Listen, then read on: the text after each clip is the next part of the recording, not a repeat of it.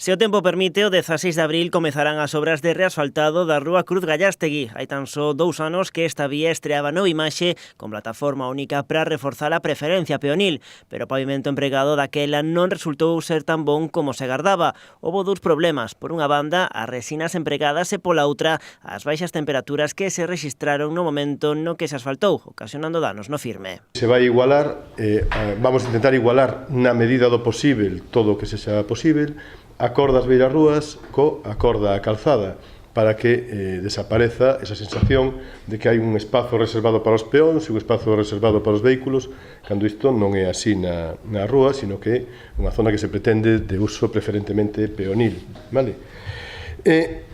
Por outra parte, vanse crear zonas de estancia con mobiliario urbano entre os alcorques, na zona en que hai alcorques, árboles, na zona, digamos, vindo de Blanco Porto para o centro, na zona do lado da esquerda da rúa. Os traballos de reasfaltado serán asumidos pola empresa encargada da obra. Unha das principais novidades é que a rúa abandona o granate. Agora vais empregar unha cor o máis semellante posible ás beirarrúas para evidenciar o seu carácter peonil. A cor vamos a cambiar para que quede ben canto máis igual posible coa beirarrúa. Non va a poder quedar exactamente da mesma cor, pero é unha cosa parecida ao que pasa aquí, por exemplo, en Michelena. Tamén se van crear pequenos espazos pro lecer coa instalación de bancos. Que entre ben a primavera para garantir que haxa temperaturas por enriba de 10, 12 graus a calquera hora do día, para que o asfaltado, ademais, quede ben.